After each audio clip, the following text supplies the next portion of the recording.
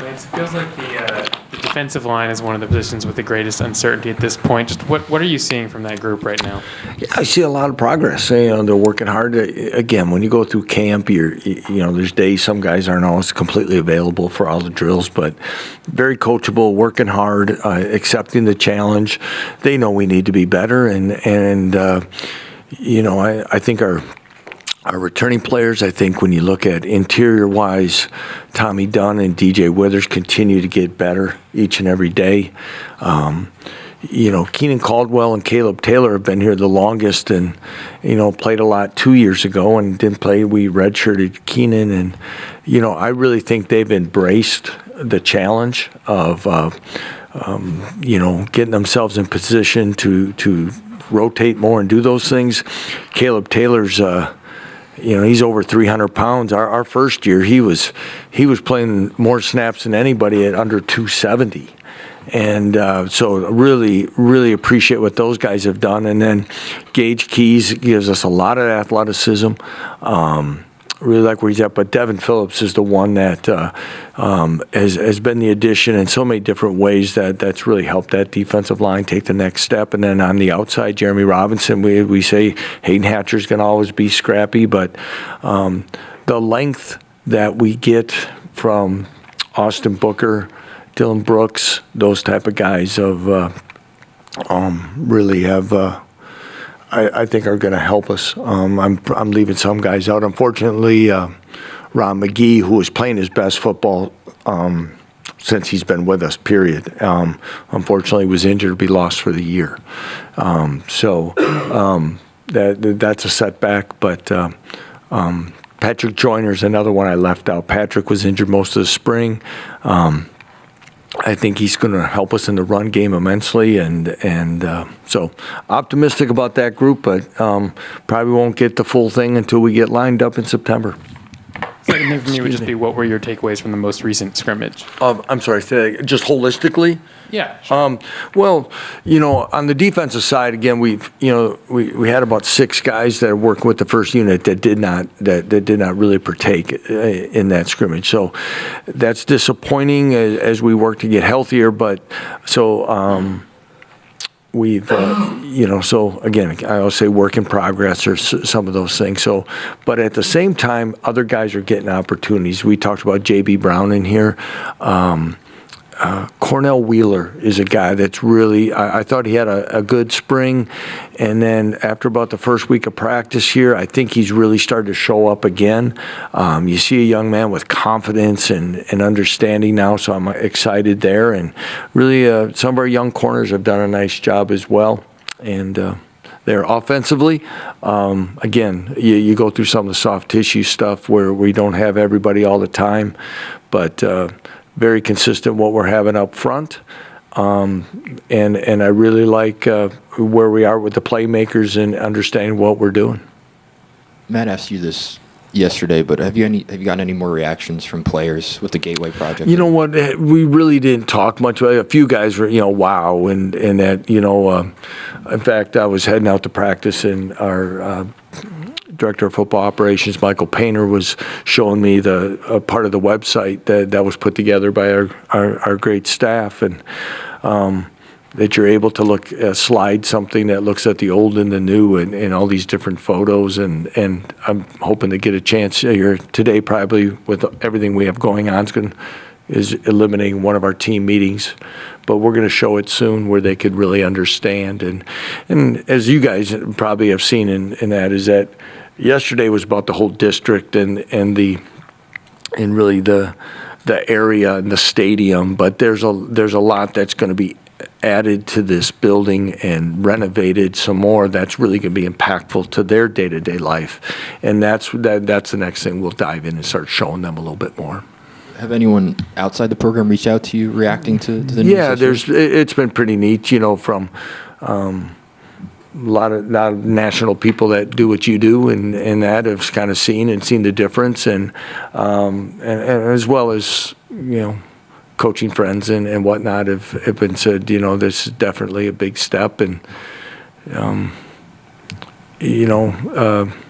amazed that we've been able to do that so quickly. And I say we because it goes to an athletic director that's been here for a short period of time as well. Is there any update on Jalen and his back at this point? Yeah, he's still going through.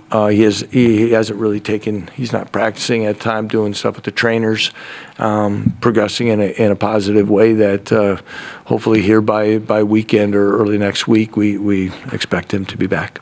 Is there any concern that this is still a thing that you're Not at this time. No. Talk about the defensive line. Can you break down kind of the progression of that from your first season teaching the scheme to now having people that maybe fit what you want to do? Yeah, I think we've taken those steps of we go back to even Kyron Johnson for a guy who's did a great job. We took a linebacker and tried to make him a weak side end and those things. I mentioned some of the newcomers, and Dean Miller's another player that we redshirted last year. 6'6". We're starting to get some of the length that you need at that position. But yet the thick bodies that Devin and Keenan and really Tommy and DJ give us as well. So we're starting to get better that way. Jim Panagos and Ty Woe split in the coaching duties, but have been work well together in what those positions have to do. So again, I think year 2 of that is definitely put us in the right direction. And in terms of the offensive line room, any shakeups there so far, or just how do you feel like the depth is progressing? Well, I like our depth because we needed, Bryce Capel missed a couple days of maybe some teamwork, maybe not full 2 days, but Logan Brown's been out for a little bit. He's in a yellow jersey today for limited contact or no contact, but can do some drills. But again, that depth is starting to. Kobe Baines is playing some different spots. We worked on Marge a little bit at tackle today. Michael Ford is, he can play any of the spots. So we continue that.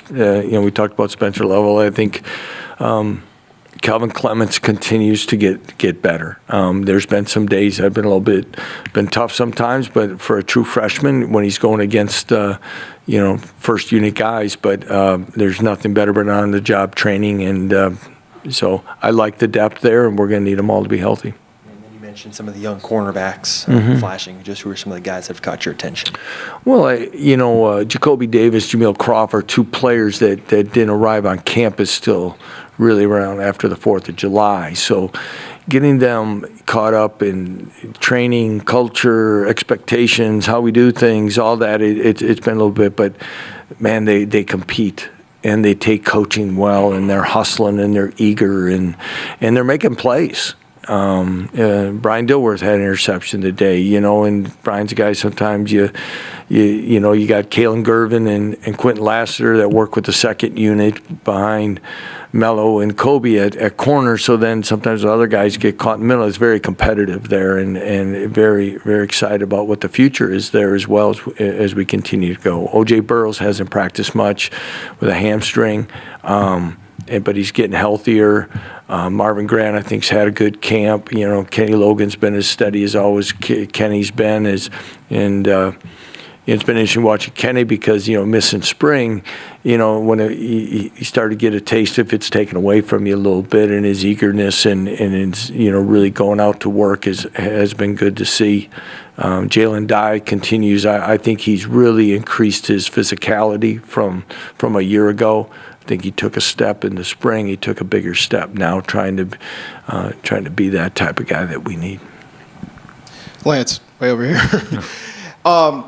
2 weeks coming into the season now, what's the difference between the feeling last season, knowing that you had a team that, all right, we might be able to win some games, but we just didn't know we had to now? You know that you have a little bit of a winning culture. They've experienced some winning. What's the biggest difference between coming into last season and this season? Well, I probably confidence and knowing how to go about it. But, as we talk, got to have confidence without complacency.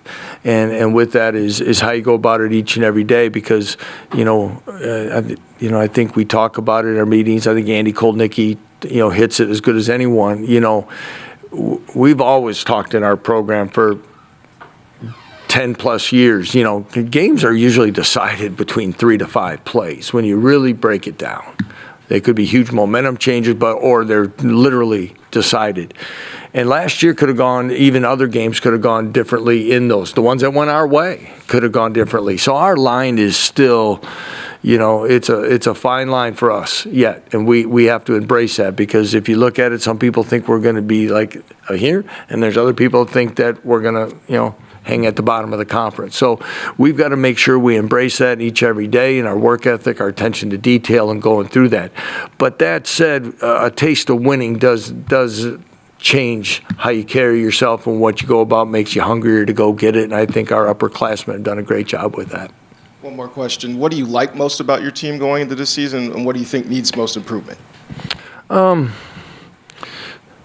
I go to their willingness and wanting to get better, the confidence that these guys that have gone through the tough times, and that leadership portion, they do understand it. Again, the day-to-day stuff of going out and doing it all the time physically that you have to do. But that may not even be fair. That's a coach that you're in the middle of camp and you're trying to keep it, there's light at the end of the tunnel of camp and school and everything else going. Probably the other thing is, we get spoiled or frustrated. It depends which way you look at it, of making sure everybody's available all the time, because you're always adding during this time. And when a guy or two's not available and they're missing it, it always makes you concerned about how they're going to get caught up and where you're going. But that's probably one of the things I get paid to do, is worry about those, make sure we get them all back. Coach, could you discuss quickly your thoughts about the schedule? You have some strong competition, and then also a new conference with some schools that you're probably not quite as familiar with as you had been before. I mean, this year's new additions? Yeah. Control what you can. So, in this instance, we don't control a whole lot who's in the conference, but excited about the new members, because they each in their own rights have had special stories of late and traditions. I kind of go back to my early coaching days or head coaching days. Even playing different people's fun. I think you get to go different. I think sometimes we lose that a little bit about some of those experiences of what you get to see. Again, top to bottom, I arguably, but we're confident that this is the most competitive conference in Power 5 football, and I think it's going to continue to be that way. I think, Missouri State, we don't really have a chance. We'll be talking about them as we continue to go. But, Missouri State had a chance to beat Arkansas last year early in the part of the season, and probably could have won that game. And, and that's early when they were healthy and had everyone, So we need to make sure that we give full respect there.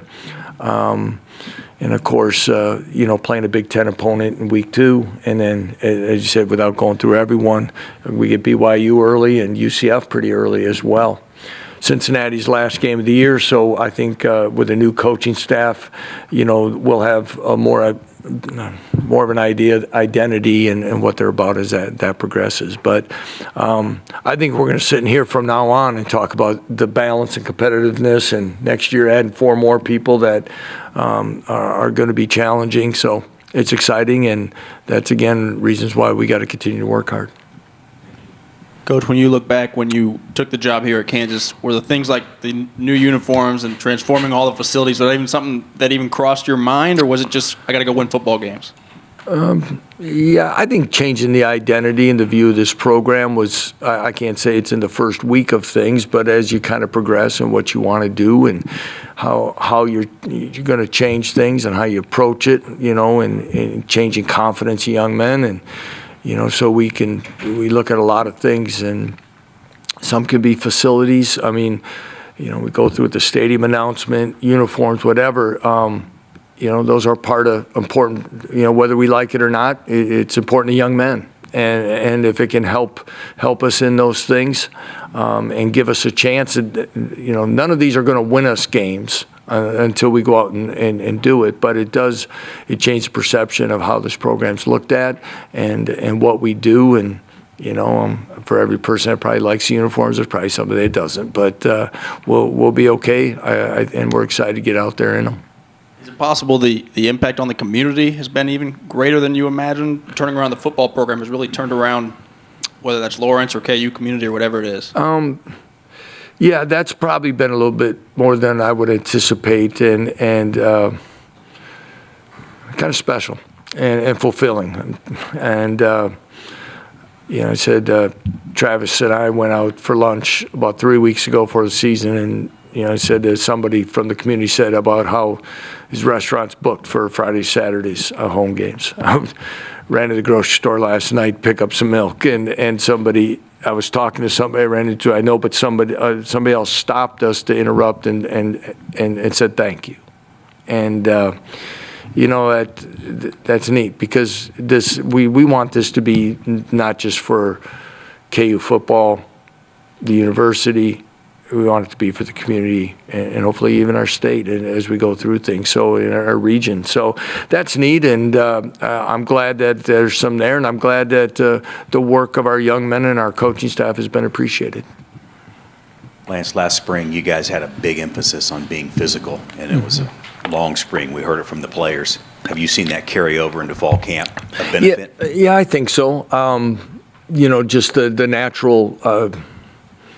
We've gone. I think when it's all said and done, John, that we'll have had more live periods than we did a year ago. In fall camp as well, and they've embraced that. And I think it goes to some of the things that I was asked earlier about what I like about this team. They understand, and when you point out things that are not where they need to be or what has to be there, and this is the solution of how we're going to try to get that rectified, they don't back down from it, they don't resist it, and they go to work. Coach Andrew Russell, one of the players, redshirt senior, transferred from Michigan, played here last year, but the next step for him, now that he knows what the system is about, what does a player like that mean to the program, where you're going to rotate DBs in, but when he goes into the game, that means what to have that kind of a quality individual? Well, if you ever watch Andrew Russell, he's always in a good mood. He's got a bounce in his step. He's fired up and loves to play the game. And his main roles are good right now. Are going to mainly be on special teams, but he's always considered, wants to know what he can do better, how he can get himself on the field. He's passionate about, as I said, what he's doing. For those who don't know, Andrew and Mike Nowitzki were high school teammates and high school friends, and we were on the cusp of offering him at Buffalo, and we didn't right away. And then he went to Michigan to play lacrosse, and he decided to walk on and do that. And then as it went through his time, he decided that he wanted to just concentrate on football, and that's when he came here. So, special young man who's already has his degree, will have his master's, all those things, and most of that's been paying his own way, and that's pretty neat. And he is well liked in this program, well respected in this program, and he brings a lot in leadership and enthusiasm to us. And when called upon, I know he'll be ready. Coach, a few days ago you talked about how good of a camp Jason Bean has had. Can you talk about the importance he brings to the quarterback room and just having him back this year? Yeah, guys, it's been really interesting to watch. We know how the bowl game ended, okay, and to watch him, face it, he was planning on leaving. He could have packed up, left town. He came right back. He wanted to come back and be part of this program. He wanted to play and get better. His growth and maturity and leadership has taken leaps and bounds from January to where we're at now. His play has continued to get better. He's a better, we all know he's fast. His accuracy in throwing, his understanding of the offense, his running ability, and not just trying to outrun people has even gotten better. And again, that's why I say just watching everything that he's done and the confidence that he does it with is really, to me, special. I think it's a great story. It's one I'll always remember, even when his days are done here, because the growth of Jason Bean, not just as a quarterback, as a young man, and is really been fun to watch. and really the reasons when we start off in coaching, it's for those type of growths, and then to see it and see him play well, but handle the situation. And, you know, a lot of quarterbacks across the country would have decided to play but gone to another school after graduating. He would have been, I mean, you see quarterbacks now that are on school 4 around the country. This young man stayed here, and I admire that. Anything else for Coach? It's a great one to end it on. Thank you, guys. Have a great rest of the day.